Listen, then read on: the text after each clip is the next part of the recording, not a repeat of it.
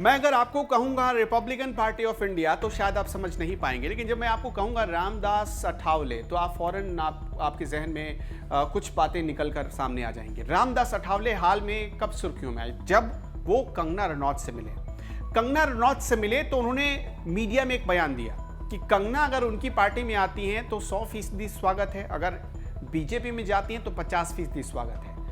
उन्होंने साफ इशारा कर दिया कि कंगना रनौत को अब राजनीति में आ जाना चाहिए। और हाल की मुलाकात तब हुई थी जब बीएमसी और शिवसेना के साथ कंगना रनौत की दुश्मनी परवान पर थी।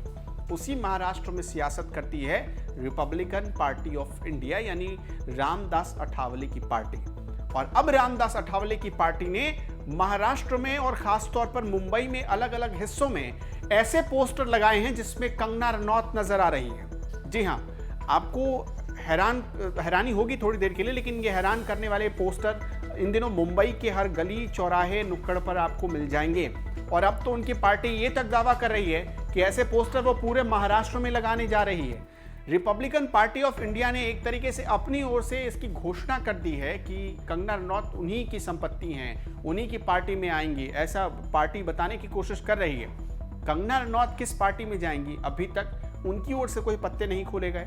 कुछ दिनों पहले जब उनसे पूछा गया कि क्या वो राजनीति में एंट्री मारेंगी, तब उन्होंने क्लियर कर दिया था कि ऐसा कोई इरादा नहीं है। और किस पार्टी में जाएंगी अभी उन्होंने कुछ भी तय नहीं किया, क्योंकि उनके मन में सियासत में जाने के लिए कोई ख्याल ही नहीं आया है। तो अभी ये सवाल नहीं उठता। लेकिन आपको याद होगा कि जब मुंबई में महाराष्ट्र में राज्यपाल से मिलने के लिए, भगत सिंह कोश्यारी से मिलने जब कंगना रनौत पहुंची थी, तब भी ऐसे कयास लगाए जाने लगे कि शायद वो बीजेपी जा रही हैं। जब रामदास अठावले उनसे मुलाकात करने पहुंचे तब भी ये कयास लगाए जाने लगे कि अब रामदास अठावले बातचीत करने पहुंचे, न्योता देने पहुंचे कि आप बीजेपी में आ जाइए या एनडीए में आ जाइए।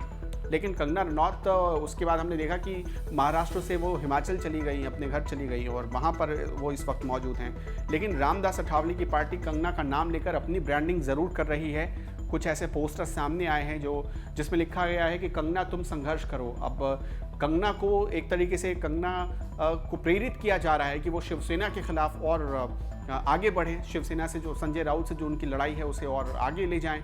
ये इस तरह से प्रेरणा दी जा रही है कंगना रनौत को पोस्टर में कंगना के बारे में लिखकर। पोस्टर में क्या लिखा गया एक बार फिर से हम आपको रिपीट कर दें।